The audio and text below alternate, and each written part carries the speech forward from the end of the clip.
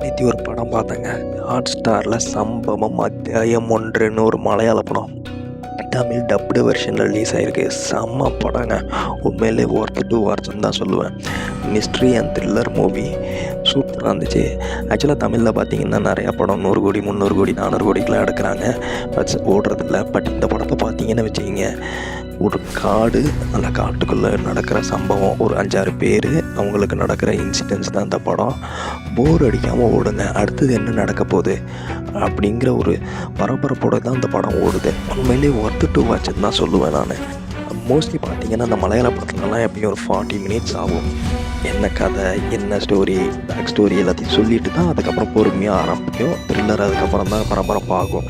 ஆனால் இந்த படத்தை பார்த்தீங்கன்னா ஒரு 10-15 நிமிஷம் தான். அதுக்கப்புறமே படம் பயங்கர ஸ்பீடாக ஓட ஆரம்பிக்கும். நல்லா புரிகிற மாதிரி எடுத்திருக்காங்க. ஆனால் சில இது பாயிண்ட்ஸ்லாம் அப்படியே கன்க்ளூஷனே இல்லாமல் விட்டுட்டாங்க. சில இடத்துலலாம் இப்போ சில பர்சனோட பேக் ஸ்டோரி, அவங்களுக்கு என்ன ஆச்சு அப்படிங்கிறதெல்லாம் அவங்க சொல்லவே இல்லை. நீங்கள் படம் பார்க்குறப்போ உங்களுக்கே தெரியும், இவங்க இந்த கேரக்டர்லாம் எதுக்கு வருது, இவங்களோட எண்டிங் என்ன ஆச்சு, மேபி அத்தியாயம் 2 வரும் அப்படின்னு நம்புகிறோம். அப்போ நமக்கு ஃபுல் டீட்டெயிலாக எல்லாம் சொல்லுவாங்க. ஆனால் ஒர்த்து டூ வாட்ச் சூப்பரான படங்க. ஹாட்ஸ்டாரில் தமிழில் டப்டு வெர்ஷன் இருக்குது.